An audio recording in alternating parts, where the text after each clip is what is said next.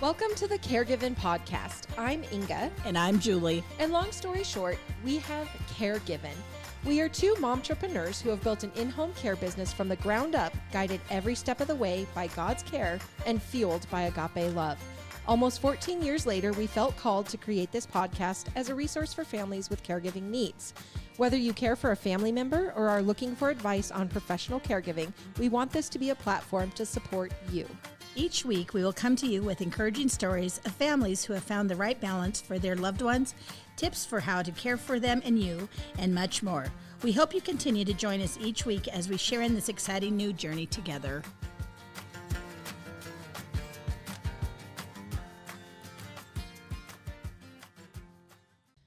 Hello, Sunshines, and hello, Julie. Well, good morning, Inga. How are you today? I'm really good. Yeah, it's a good day, isn't it? It's such a good day. Winter is upon us. Yeah. And I think I might have been complaining about it in one of the previous episodes, but I'm actually kind of happy about it. Once it gets here, it's so much better. It's Yeah. just that anticipation of the icky roads and all. Yeah. So, yeah, I got over it too. Well, Yeah. kind of, mostly. My thing is I just want it to like snow and then stay cold enough to keep it not a mucky mess. Yeah.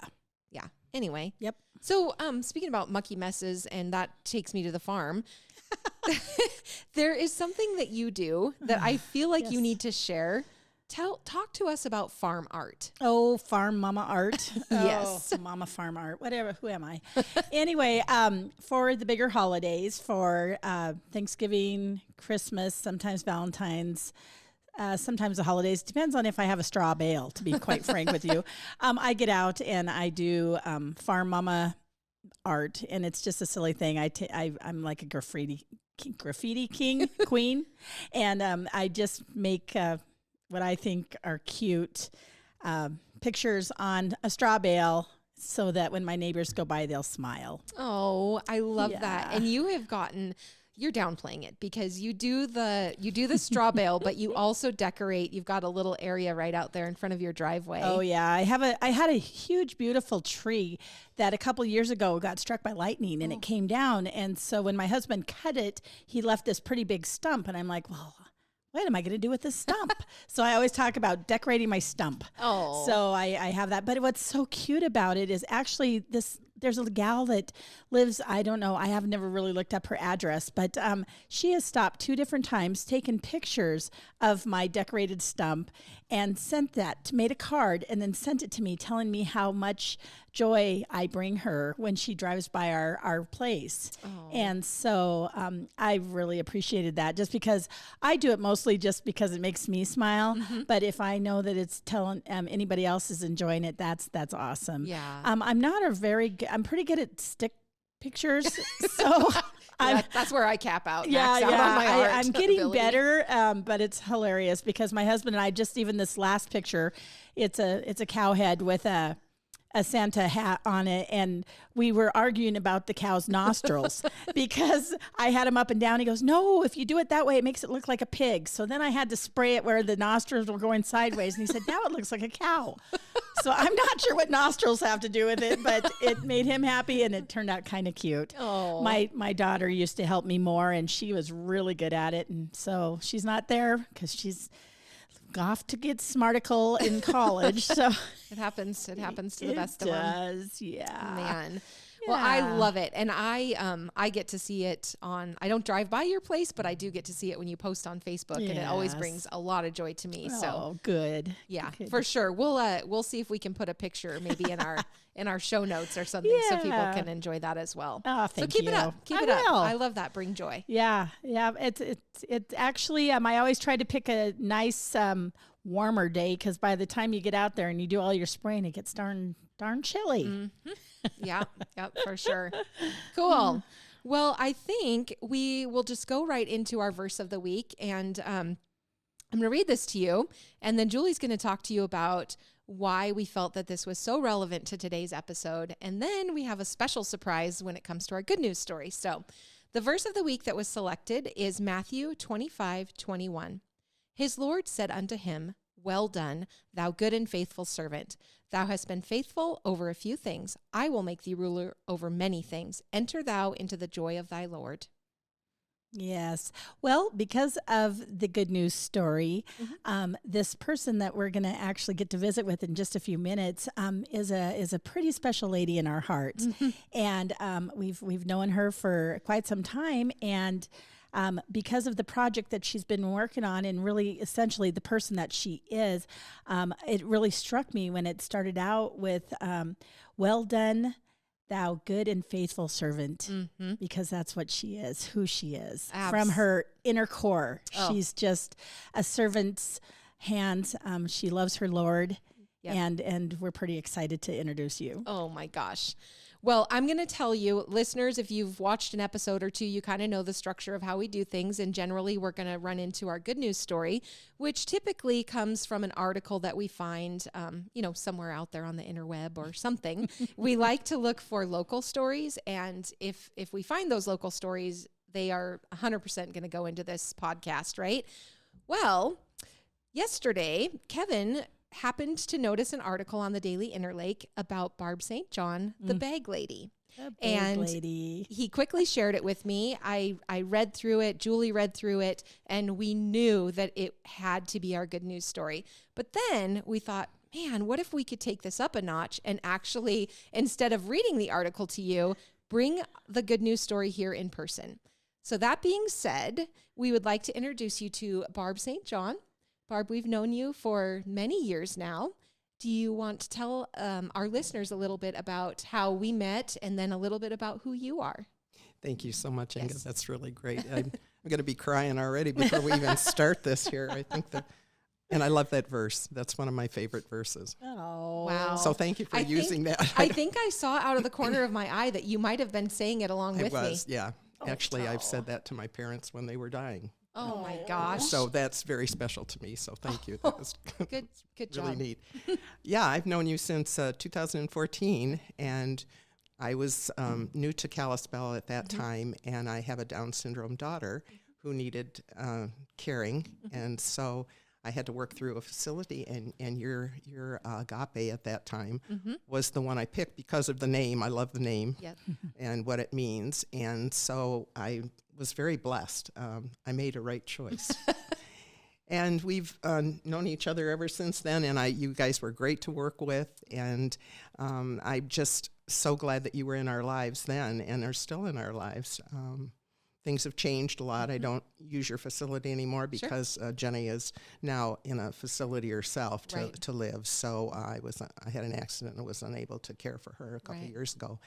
But it's continuing, and that's the best thing. Oh my gosh. Yeah, you have made such a life's work out of caring for Jenny and everything that you did for her while we were working together, and then again moving her to that next level of care that she needed. And you actually have some big things coming up, or some big dreams coming up, and maybe we'll circle back to that at the end. But I think it's really important that we go into our good news story.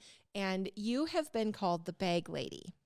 Yes. Talk to us about that. Okay, well, the name came around. What I do is I give out coats, sleeping bags, coats that turn into sleeping bags for the homeless. And I wanted to come up with a name for it, and I was kind of stymied about what to use, and I kind of want to make it lighthearted, but I didn't want to use my name on it because that makes me feel kind of uncomfortable. But I was talking with Jenny, my daughter, and I said, Jen, I got to come up with a name for this, and we were out driving around.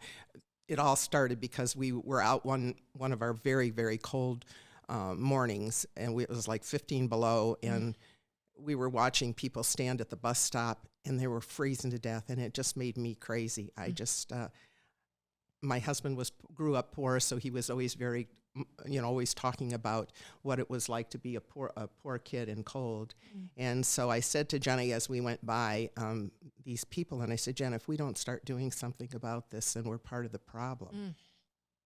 So I thought about it for a while, and I'll go back to that, but we had decided that a name for the project would be the Bag Lady. And Jenny, when she was young and wanted to have a job, and we were talking to her one morning and saying, well, what would you like to do when you get older? And she said she wanted to be a bag lady. And of course, my figure, what I thought a bag lady was a lot different, I think, than Jenny did, which I found out, and I thought, gosh, we're kind of shirking our duty here as parents if we want her to be a bag lady. I'm thinking of a grocery cart with, all their belongings in it. Right. And when I asked her, well, what is a bag lady? And she said, I want to pack groceries at the grocery store. Her definition was a lot better than what I was thinking. So cute. And so when when I was thinking about what we could name the project, and I thought, Jen, would you mind if I became the bag lady? Because she never did. She had a different job.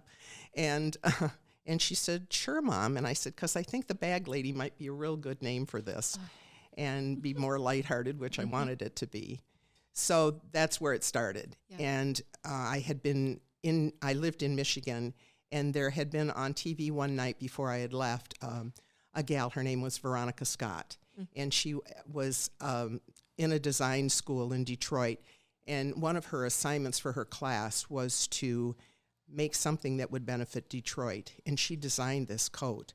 In the beginning, it was kind of, they had to use just the materials that they could get a hold of. It's morphed into a really beautiful bag, but hers started out, I think it had Tyvek on the outside for the weather repellent stuff, but the whole idea of the bag was there. And I was very impressed. Number one, she was a young gal. Her love for homeless people and, wanting to help Detroit, and she designed this bag. And I wanted to do it I lived in a small community outside of Ann Arbor, and we didn't have a lot of homeless, but we had a few. And I thought, well, gee, this would be great. So I called the station and tried to get a hold of her. And at that time, they were not giving the bag out. They were just doing it in Detroit. And they had started to get a patent on it. She was getting a patent, so I couldn't even get the pattern. I thought, well, if I get the pattern, then I can, make it myself, which was a hoot. I would have never been able to do this, but, you gotta believe. You dream big, what can I say?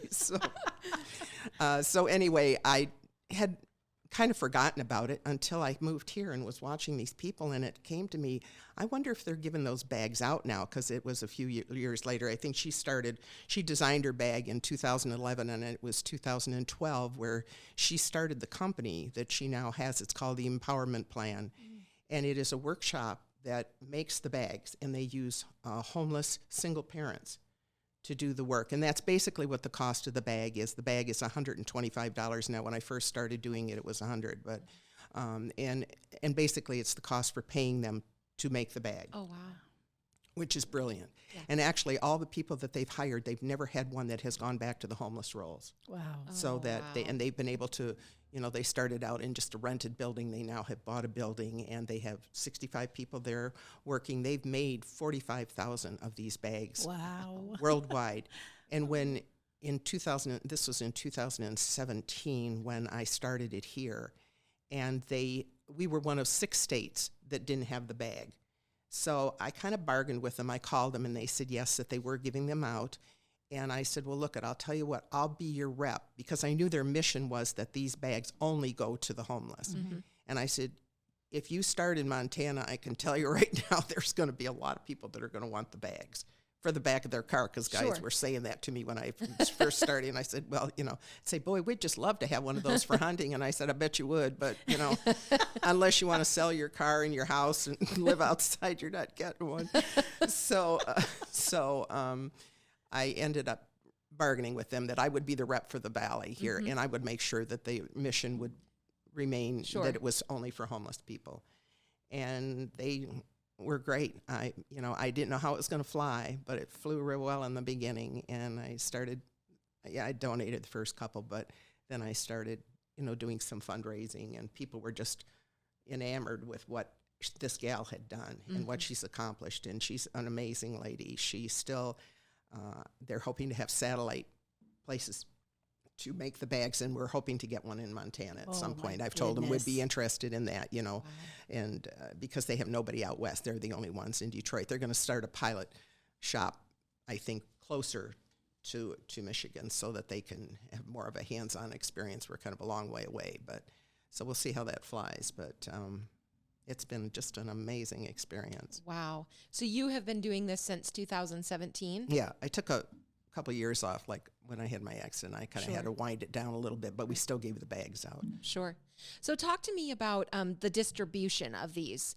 You give them to law enforcement and other agencies? Yeah, I supply the police department, the sheriff's department, the warming shelter we have here in Kalispell, Heart Locker, which is for the teens. I originally started out with the teens and the kids in mind, because when I had moved here, I had heard 300 homeless, and it was like, yike, that's a lot of kids, and bad winters. So it just really was heavy on my heart to start with them first, and the vets too.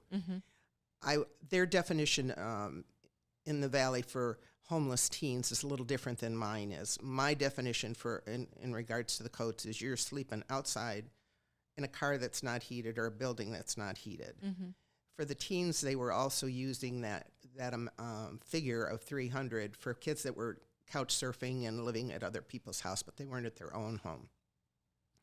So there weren't as many teens, and I was surprised, that needed the coats, because a lot of them, do bunk in with friends and whatnot. So, and I was glad for that. I was going to say that's a good thing. That's not a bad thing. Yeah. And so I went more to the adults, and I went to the parks.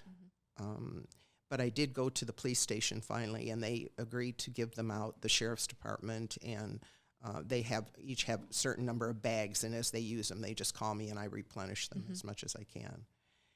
And we've had funny stories with it. I mean, they know that we're kind of the place that wants the black bags, because I was giving them away to two homeless guys at one time, and they come in different colors. Okay. And they had a black one and a khaki one. And the one guy got the khaki one, and the black one went first, and then the khaki one was left, and the guy says, well, I don't want a khaki one. And I'm just kind of looking at him like, are you kidding me? I'm giving you $100 coat to keep you warm so you don't freeze outside. Yes. And you're worried about the color? And I just kind of went, I just shook my head. I didn't say it, but I was thinking, yike, you got to be kidding me. Because if it was me, I'd take any color, purple or whatever. Absolutely. But I when I thought about it later, I got it. Because if you're sleeping in the shrubbery or you're outside and you kind of want to have a low profile, you don't want to be seen.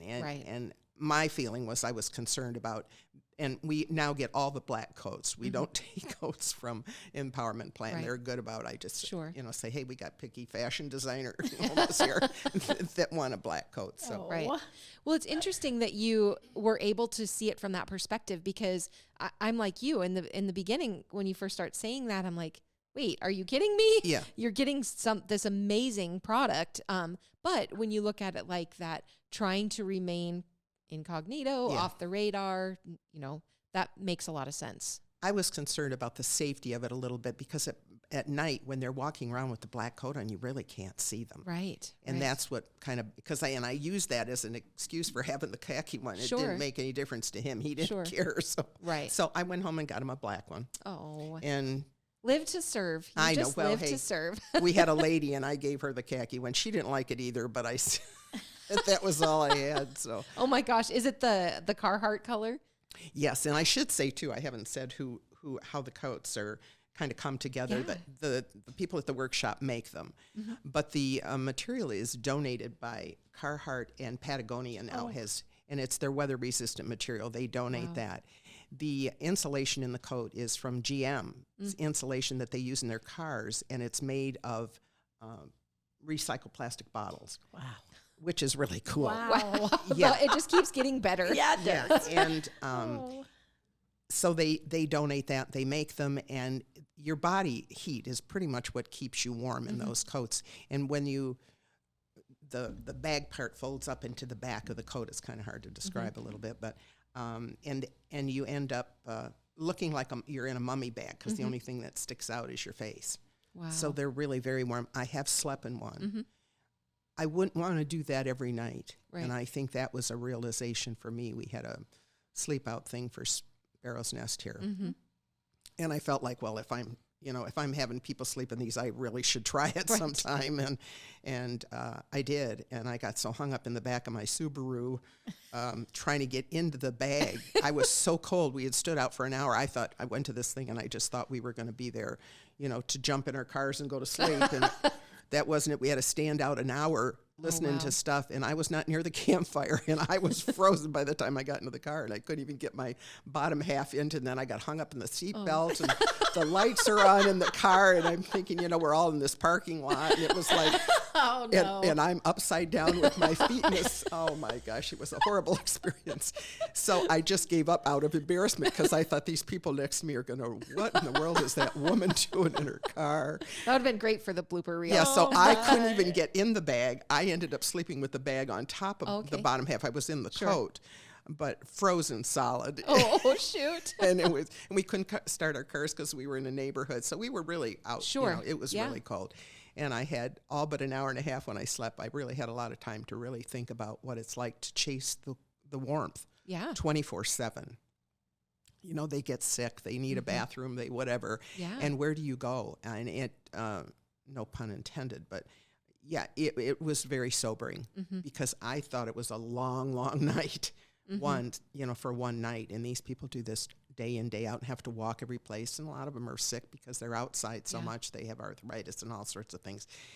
It's a terrible existence. And I think, too, we kind of get preconceived ideas about homeless people, that they're either on drugs or they're alcoholics or, whatever, and or have mental illness. And sometimes that's a lot of times that's not the case. They've been in an accident or had a, something where they've lost their jobs and they've lost their compensation, workman's comp or whatever.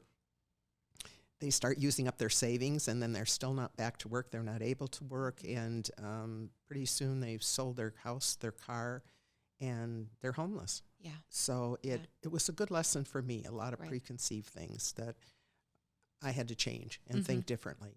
Yeah, no, I love the perspective you bring to it, and just that reminder that I don't think anyone is going to choose to be homeless. So something has gone terribly wrong, and that we need to find compassion for that and not make judgments. No, and I started out with that idea. I thought, I'm not judging people at all. That isn't. I just don't want anybody to freeze outside at night. Nobody deserves that. I don't care what you've done or how many bad choices you've made. That just is wrong to have people freezing out. We had somebody that happened to here at Kalispell, and it really bothered me a lot that they didn't have a coat at that time. Right.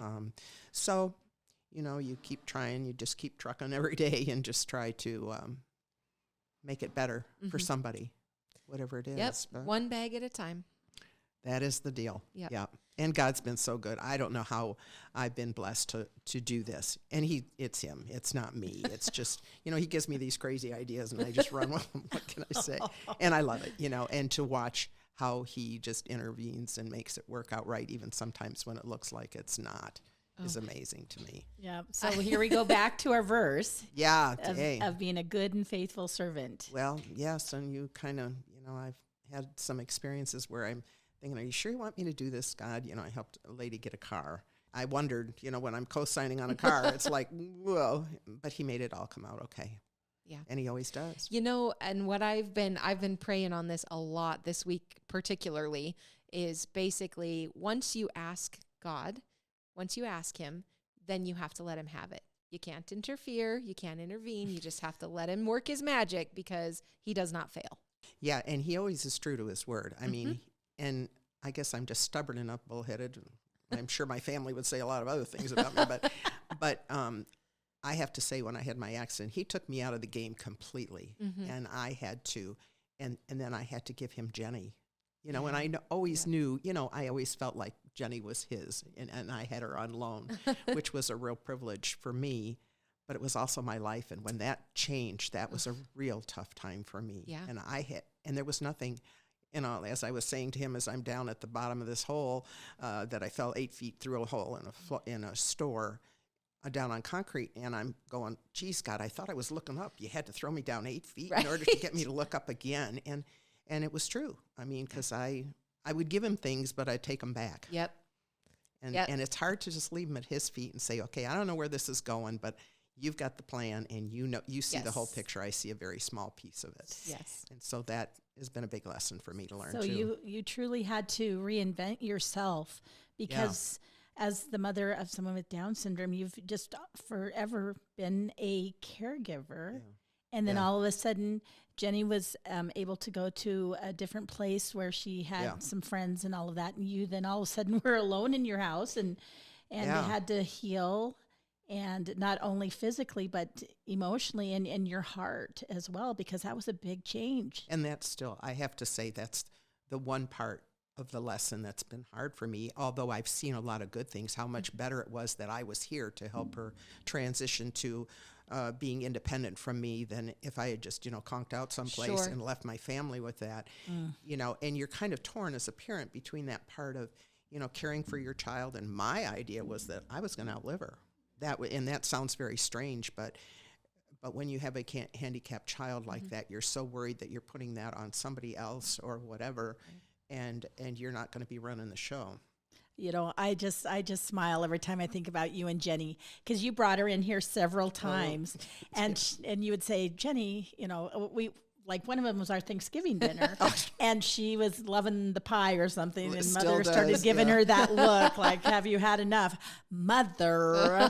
She just was always, Yeah. Mother. And I'll say, don't you want to remember you don't want to gain weight? I don't think so. So it's like, Oh my gosh, Jenny is so very entertaining. It was always a highlight when she would come into the office with you. so as a parent, cute. though, it was very, Oh yes, it was a lot of oh, work. I never knew what was coming out of her mouth, and it was just like very humbling. I mean, God humbled me many, many times with my child, and I thought, oh gosh. Oh, but she's been, you're in choir. You were in a chorus with Oh, yeah. church. And so she would go with you And sing, and everybody knew when Jenny was there, whether they couldn't hear me, but they could hear Jen. She'd hold the notes a little longer. She loves to sing, and I'm going, Jen, a little quieter. No, that wasn't. Hey, you wasn't got to make Jenny's a idea. splash, man. Yeah. So Jenny now, does that. and it was good for me because I was always trying to make Jenny, acceptable, so to speak, and because I know people, have preconceived ideas about what handicapped kids are and stuff, Sure. but oh my gosh, she's my biggest blessing. Oh yeah, absolutely. And so I've learned to kind of mellow out and just say, oh, okay, well, I don't have control over that anymore. So, I've had to learn to mellow out a little bit. Just ask Julie, 14-ish years Mellow? later. is she really I'm just mellowing mellow out? Just saying yellow. it, I'm yeah. thinking about this. It's I'm much more mellow than I but once was. isn't that, I guess I just marvel because I always, thought that's kind of what it's like. It's like school here, and you're going to learn till, God takes you out, and he knows when that's coming. But and you just have to take those things and lessons, and you just continually learn until the day you die. Yeah. I think is the way it's supposed to be. Yeah, no, I And love some that. lessons are hard to learn. But, Kevin always says every lesson is either painful or expensive, and sometimes both. And I think he pretty much nailed it. Yeah. Yeah. So let's talk a little bit about if someone wants to make a donation to the Bag Lady Project, how does that work? Yes, we take donations of any amount. I've had a $1 donation from a little boy at my church that came up to me and said he wanted to help keep people warm in Kalispell. It's really been heartfelt to hear those kinds of things from a little kid. That was probably the most special gift I got. I was going to say that was probably when the a kid most gives you valuable $1, donation. And so we take them at any amount because Sure. people think you got to give the whole amount. No. I mean, that's crazy. So no, we take anything. And you can, unfortunately, the checks have to be made out to me, which I feel a little uncomfortable with because people don't know me and I'm not going to run out and do something else with the money. But, Right. But anyway, you got to make the checks out to Barb St. John or Barbara St. John. And then on the memo line, you can either put in the Bag Lady Project or the Empowerment Plan. Right. And the Empowerment Plan is the one, if you make a donation, I can send you a receipt and you can, it is tax deductible through the Empowerment Plan. Nice. But Yes. because the Bag Lady Project is not a nonprofit, I can't have the checks made out to me. It gets complicated. So, Sure. Right. Because you were talking to me a little bit about the like the tax status with the Empowerment Project. So if the Right. check is written to you, then you purchase from the Empowerment Project and then That's right. That's how all- it goes. yeah. I save up until I can get 5 bags, usually because they ship them in lots of 5. Okay. And so then as soon as I get enough for 5 bags, I call them up and beg Sure. for black bags. But yeah, that's how I do it. So Okay. you can send them to my address. Okay. We can put that in our Okay. in a link as well. So Thank you. yeah, that's Thank you so awesome. much. This And- is just really cool to and- be able to. I wanted to tell you, we talked a little bit earlier, and we have a cryometer And geez. so anyway, but we got that out Did I ahead do of good? time. You did great. So basically good. every year my family, we like to look at something for Christmas that we can do outside of, just our own family and friends. And so the Lake family will be donating the full amount for one bag. Now you are going to make me cry I again. know. That. I know. That's amazing. I just can't tell you how much I appreciate this because, I can have a dream all I want, but unless it's you guys giving donations, I do some, but, what you do, it just warms my heart. And people here in Kalispell are so generous. And I think for so long they wanted to help people. Now we've got a warming center, which is a good focus too. Yes. But they wanted to do something, but they didn't know what. And the bags are a great way. And it's fun when you see people walking around with them. I mean, not that you want to see people walking around a town with them. You don't want a lot of homeless, but you know that at least they're staying warm at night. Yeah. That's great. I couldn't do it without anybody, that's great. Everybody donating. So just because of who you are, not only have you been working on this, but you're looking at a really big dream for the future. Yeah, I do have a really big dream. I mean, it's like I'm going like, God, are we nuts doing this? But it was when I spent a lot of time in a nursing home coming back from my accident and had a lot of nights to think about, how things were going to go and scared to death about Jenny and how that was all going to play out. Mm-hmm. And I kind of bargained with God a little bit, prayed to him that if I got through this and I was able to, that I didn't want any other family to have to go with the panic I felt about finding an appropriate place for Jenny to be. There's places that'll take her, but you hate to. She's now in an assisted living facility with people that have dementia. Not all of them do, but that's not really the best place for Jenny to be either. Sure. And some places wouldn't accept her because she wasn't 65. She was only 42 at the time, and so I was really panicked and about where she was going to go. And I said I would try to do my best if he would allow it and provide to make a place that was appropriate for Down syndrome and autistic too, because there's no place that's really appropriate for them. And he has done that. We now have a nonprofit called Angel Hugs here in Montana, and it's just getting started, but it will be hopefully, we'll get seed money and start working towards building a place that will be appropriate. I'm dreaming big. I just figure I can't put God in a box. No problem is too big for my God. So that's kind of what I'm going on, and he hasn't failed me yet. He's just brought the most incredible people to.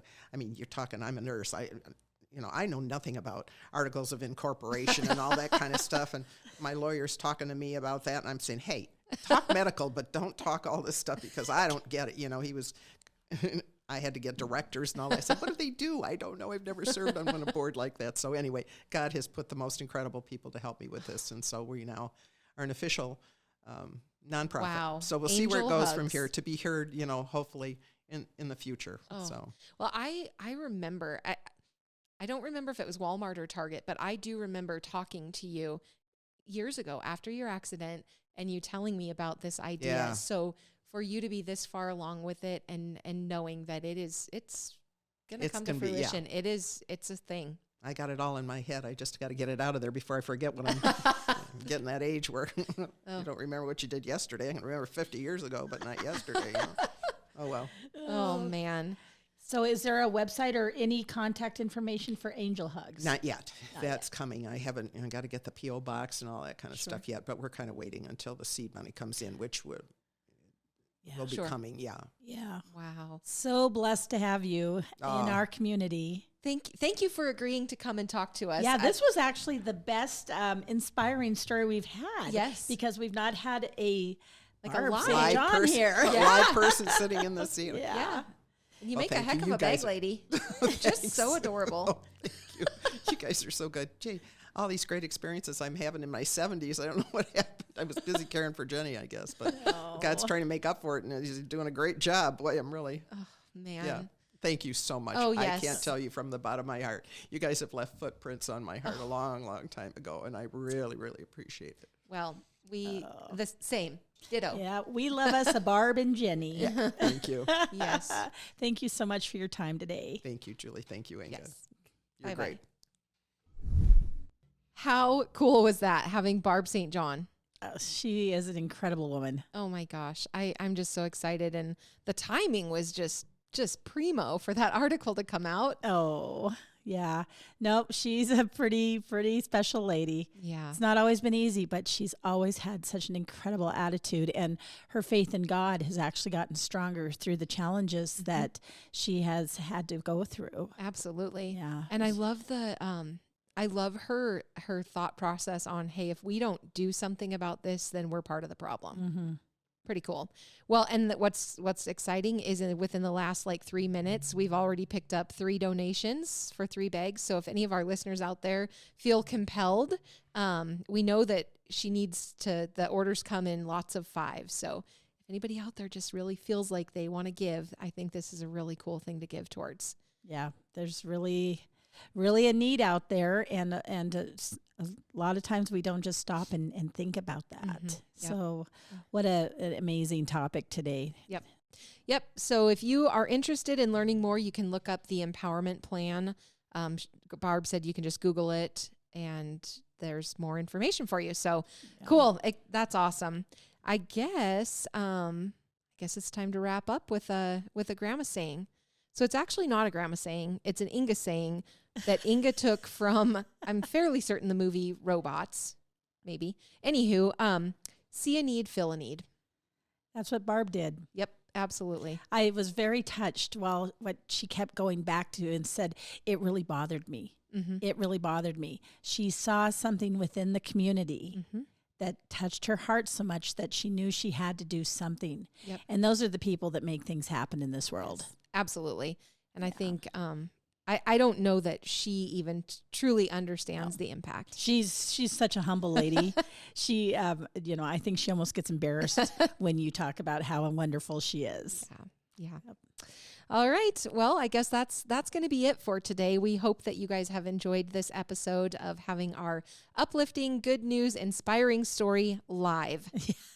That was pretty awesome how that worked out. Good job, Inga. Oh, thank you. Thank you. So please make sure that you subscribe. You can do that on Spotify, on Google Podcasts, Apple Podcasts. Go watch us on YouTube. You can also leave us a review. Share us with your friends. Join our EPAGA Care and Share Facebook group. And there's lots of different ways that you can reach out. If you have a verse, an uplifting or inspiring story, please email that to thecaregivenpodcast@gmail.com.